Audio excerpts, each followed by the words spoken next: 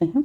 देखिए लिखा हुआ है यदि एक रेखा किसी त्रिभुज की, यानी कि सबसे पहले कोई त्रिभुज है, मान लीजिए ए बी सी है, और यदि एक रेखा किसी त्रिभुज की दो भुजाओं को एक ही अनुपात में विभाजित करे, तो इसके दो भुजाओं को विभाजित करे। तो देखिए हमने एक रेखा खींचा और इसके ए बी और ए सी भुजा को क्या कर रहा है, विभाजित कर रहा है, मतलब यहाँ पे इसे और यहाँ पे इसे विभाजित कर रहा है, ठीक है।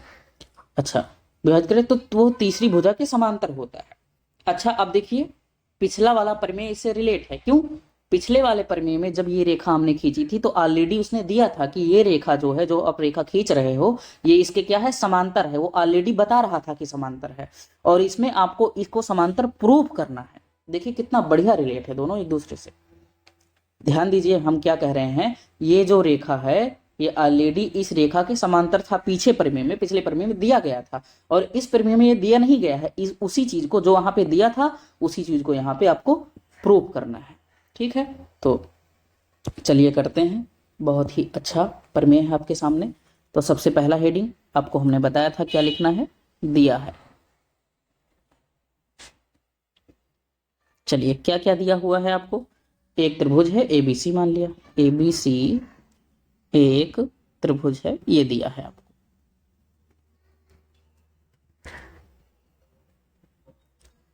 और चलिए हम त्रिभुज साथ में बना लेते हैं जिससे कि आपको ज्यादा समझ में आए। ये आपका त्रिभुज तैयार हो गया, जिसका नामकरण हम कर देते हैं ए बी और सी। डी, चलिए अब यहाँ पे एक रेखा मान लेते हैं, वही एक रेखा ही तो कह रहा है, और इस रेखा का हम नाम दे देते हैं डी और ई। वो कह रहा है एक रेखा किसी त्रिभुज की दो भुजाओं को एक ही अनुपात में विभाजित करता है। एक ही अनुपात में विभाजित करता है का मतलब कि ये देखिए, ये पिछला, ये जो हमको सिद्ध करना था, अब ये दिया हुआ है और ये सिद्ध करना है, और इसमें ये दिया था ये सिद्ध करना है, इसी का जस्ट अपोजिट है, जस्ट उल्टा है, विलोम है, उसी का प्रूव करना है हमें। तो ए बी से एक त्रिभुज दिया है, और क्या है, डी और ई, डी और ई क्रमशः ए बी और ए सी को क्या करते हैं, प्रतिच्छेद करती हैं, प्रतिच्छेद करती हैं। अच्छा अगर प्रतिच्छेद करती हैं तो पिछले थ्योरम से हमने प्रूव कर लिया है कि अगर प्रतिच्छेद करती हैं तो आपका क्या होगा, ए डी बटे डी बी और ए ई बटे ई सी हो जाएगा, ठीक है। तो इसका मतलब हम लिख सकते हैं, यानी कि ए डी बटे डी बी बराबर ए ई बटे ई सी। ये चीज हम इससे लिख सकते हैं। उपरोक्त थ्योरम में हमने प्रूव कर लिया है, हम ये जानते हैं, इसलिए हम ये चीजें लिख सकते हैं। अच्छा अब सिद्ध क्या करना है, सिद्ध करना है, सिद्ध ये करना है कि ये जो रेखाएं आपने खींचा है इस रेखा के क्या है, समांतर है, डीई समांतर है बीसी के। चलिए अब इसके बाद हमने बोला था कि आपको अपने आप से कुछ रचना करना है प्रूव करने के लिए। चलिए हम रचना कर लेते हैं। यहाँ पे रचना हम ये कर रहे हैं कि हम इसी पॉइंट डी से ही एक और रेखा खींच देते हैं ऐसे, और मान लीजिए ये कट कर रहा है आपको ई डैश पर। तो चलिए पहले हम रचना वाला लिख लेते हैं, फिर आपको समझाते हैं कि करने क्या वाले हैं। डी ई डैश, देखिए हमने डी से ही तो खींचा है और कहां तक गया है, ई डैश तक गया है। D E dash parallel B C खींचा।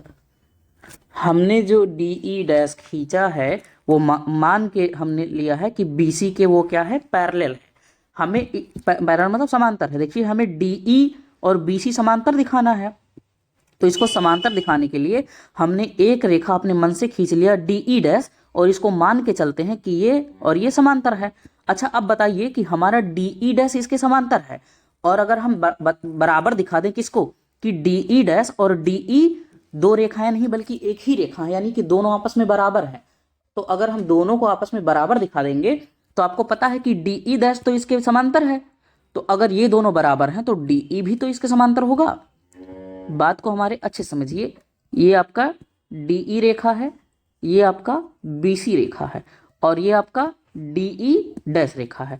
हम कहते हैं कि डी ई डैश जो है वो बी सी के समांतर है। क्या है? समांतर है। और अगर हम डी ई डैश को इस रेखा के बराबर दिखा दें, तो अगर ये दोनों आपस में बराबर होंगे और ये इसके समांतर है तो ये भी तो इसके समांतर होगा। ऐसा है कि ये बात आपको समझ में आ गई होगी। तो अब हमारा उद्देश्य क्या है कि हम डी ई डैश को डी ई के बराबर दिखा देंगे तो हमारा काम बन जाएगा। खींचा जहां ई डैश कहां पे स्थित है? ए सी पर स्थित है, ए सी पर स्थित है। अब इसका हम उपपत्ति करते हैं, प्रमाणित करते हैं।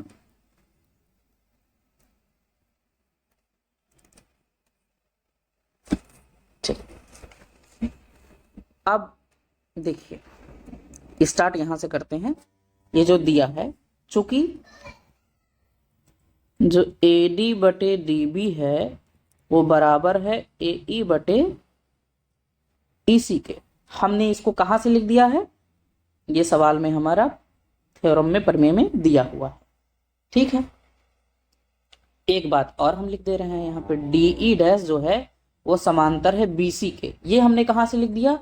ये हमने रचना से लिखा है, ये हमने खुद रचना किया है, तो आप लिख सकते हैं यहाँ पे रचना से। अब आपने ऊपर एक प्रमेय अभी सिद्ध किया है, थेल्स प्रमेय। उस प्रमेय को आप क्या बोलते हो? थेल्स प्रमेय। तो थेल्स प्रमेय से हम कुछ यहाँ पे लिखने जा रहे हैं। क्या लिखने जा रहे हैं? देखिए, एडी बटे डी बी बराबर है ए ई डैश बटे ई डैश सी के। इसे हम समीकरण फर्स्ट मान लेते हैं, इसे हम समीकरण सेकंड मान लेते हैं। ये हमने कैसे लिख दिया? ये चित्र से समझिए। आपका चित्र ये है